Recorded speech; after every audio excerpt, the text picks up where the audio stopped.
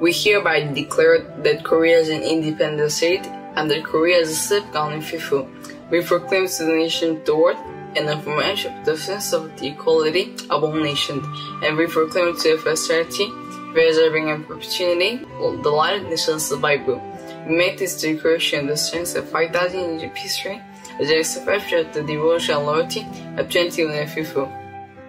We claim independence in the interest of internal and free development of our people, and according with the great movement we work with embrace upon the awakening conscience of mankind.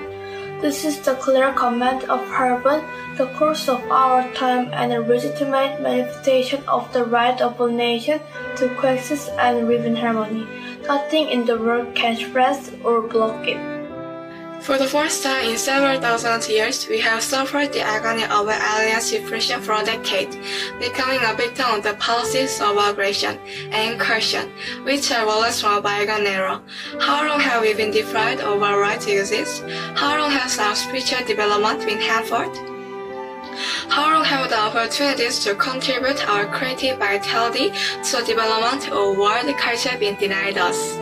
Unless, in order to rectify past grievances, free ourselves from present hardships, eliminate future threats, stimulate and enhance the awakened conscience of our people, eradicate the shame that before our nation, ensure for development of human dignity, avoid living humiliating, reticence to our children, and usher in resting and complete happiness for posterity. The most urgent task is to firmly establish national independence. Today, when human nature and conscience are placing the forces of justice and humanity on our side, if every one of our 20 million people arm himself for battle, who could we not defeat and what could we not accomplish? We do not intend to accuse Japan of infidelity for its violation of various trade obligations. Since the Treaty of May 1876, Japan's colonial officials, indulging in conquest evidence, have denigrated the accomplishments of our ancestors and treat our civilized people like barbarians. Despite their disregard for the ancient origins of our society and the brilliant spirit of our people, we shall not blame Japan. We must first blame ourselves before finding fault with others. Because of the urgent needs for remedies for the problems of today, we cannot afford the time for recrimination over past wrongs. Our task today is to build up our own strength, not to destroy others. We must chart a new course for ourselves in accord with the solemn dictate of conscience, not marry and reject other for reason or past amenity or momentary passion. In order to restore nature and just condition, we must remedy the unnatural and unjust condition brought about by the leaders of Japan, who are changing to old idea and old births and victim by their obsession with glory. From the outset, the union of two countries did not emanate from the wishes of the people, and its outcomes has been a persecution, discriminatory injustice, and fabrication of statistical data, thereby deepening the eternally only conflict of chasm of ill between two nations. To call it past mistake and often a new phase of friendship based upon general understanding and sympathy, is this not its way of voice disasters and invite blessing? The enslavement of 20 million resentful people by force does not contribute lasting peace in the East.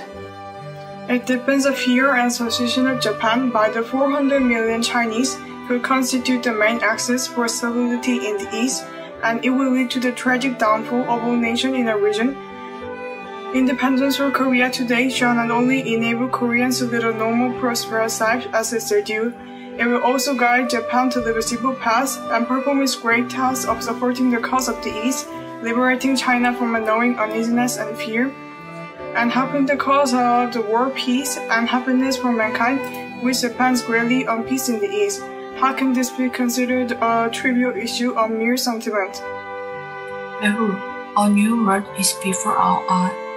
The taste for purse organ and the taste for polity are here. The spirit of humanity nurtured throughout the past century has begun casting its lace of new civilizations upon human history. A new spring has arrived, putting the wait bursts of life to come to life again. The past was a time of blazing ice and snow stifling the breath of life. The present is a time of mild breezes and sunshine, living quality. The spirit facing the return of the universal cycle we set hold on the changing tide of the world, but nothing can make it hesitate appear.